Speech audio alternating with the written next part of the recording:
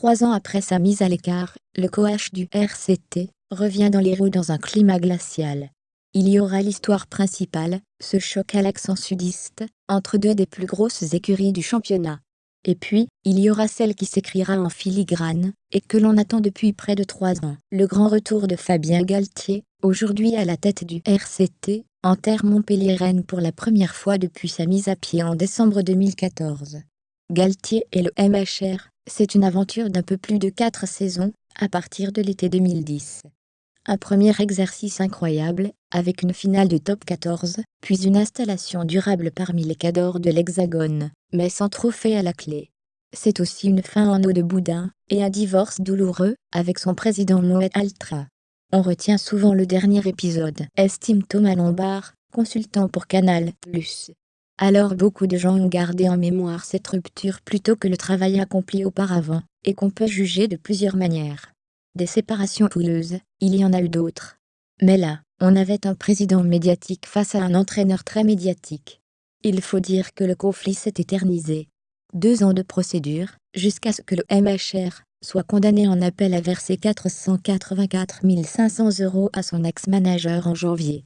Ce sont des querelles, par rapport à une situation contractuelle, glisse Aubin Hubé, ancien coach de Toulon.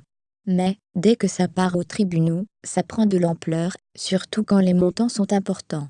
Dans leur cas, il y a eu un rude bras de fer juridique, c'est aussi pour cela que ça a marqué. Succession de coups bas, un bras de fer, et une succession de coups bas, de charges parfois violentes, avec des intéressés se rejetant la faute. Début septembre, dans une interview à Midi Olympique, Moët Altra, qui semble avoir eu le plus de mal à tourner la page, assurait que Galthié avait demandé une somme exorbitante. Ce sont des rancœurs, que l'on constate, quand on a des dirigeants nouveaux dans le rugby, comme on avait pu le voir entre Jackie Lorenzetti et Pierre Berbizier, analyse Lombard. Les ruptures sont dures, car ils ne sont pas forcément habitués à gérer ces situations.